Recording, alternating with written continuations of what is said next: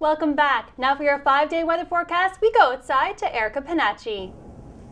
It may have been a chilly morning, but today it'll be sunny with a high of 6 and a low of -1.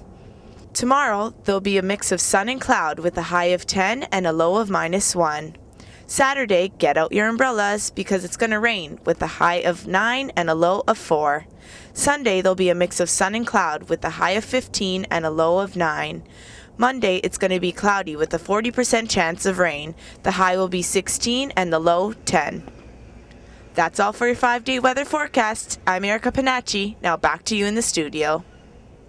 Thanks, Erica. Staying with the weather, residents of the American Northeast are battling the elements once again. A new storm system moved into the area yesterday. It dumped as many as 30 centimeters of snow in some areas. It also brought down power lines and caused more damage in the wake of Hurricane Sandy, which pummeled the area last week. U.S. President Barack Obama may be headed for a showdown over the so-called fiscal cliff. It refers to big spending cuts set to kick in by the end of the year if Congress can't agree on a plan to cut the deficit. Republicans and Democrats were unable to come to an agreement during the last legislative session.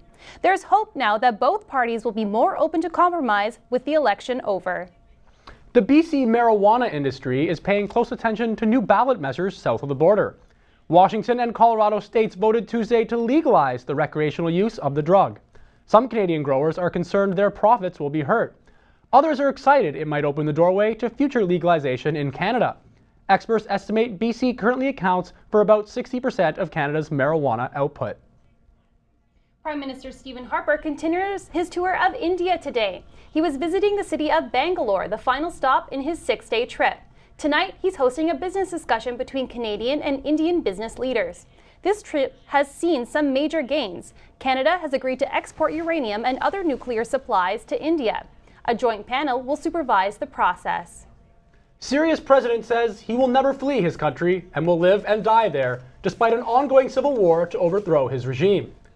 In an interview with Russian TV, President Bashar al-Assad says he is not a puppet of the West and will not follow British Prime Minister David Cameron's suggestion to leave. Fighting between government and rebel forces for the past 19 months has killed an estimated 36,000 people.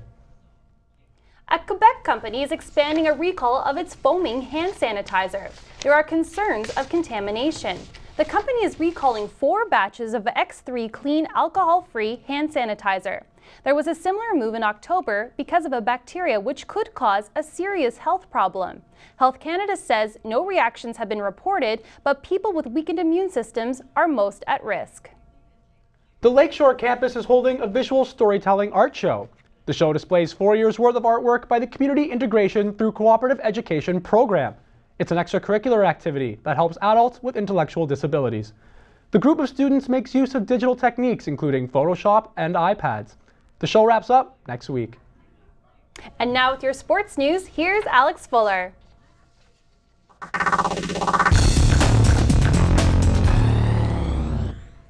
Humber's men's soccer team is moving on to the national semi-finals. They had a 2-0 win over FX Garneau in BC yesterday. After a slow first half, the Hawks gained momentum. Marco Nunez and Nick Cisternino scored the game's 2 goals. The men will face the Seneca Sting tonight at 6 p.m. If history repeats itself, the Hawks will do just fine. They beat Seneca in the finals last season. The story's not as happy over in PEI. The Humber women's soccer team lost their quarterfinal match yesterday against the Concordia Thunder. An early lead was not enough to save the day. The women lost 3-1. Although they no longer have a shot at the gold, they still have a chance to take the bronze. The team is currently playing their second quarterfinal match against FX Garneau from Quebec City. Meanwhile, in basketball, the Humber's men's and women's teams are headed to Niagara College tonight. The games will be a first for both teams, who have not faced Niagara this season. Niagara placed 5th in the region at the close of last season, just 1 spot behind the Hawks. The women's team will hit the court at 6 p.m., and the men will face off at 8. Moving on from the varsity world, the Toronto Raptors were defeated again last night by the Dallas Mavericks. They won their 3rd straight game 109-104.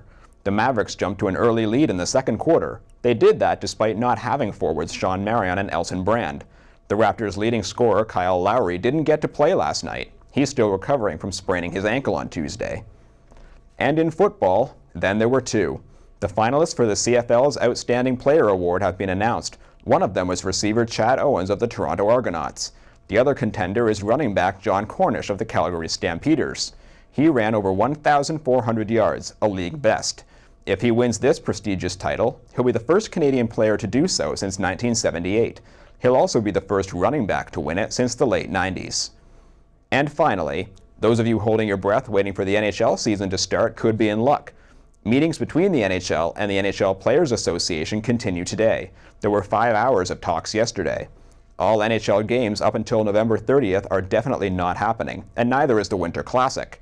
NHL fans and stakeholders are putting pressure on both sides to set aside their differences, and sooner rather than later. We'll keep a close eye on that. For now, that's it for sports. Now back to you at the desk. Thanks, Alex. After the break, we'll get the latest in entertainment from Tashay Houghton.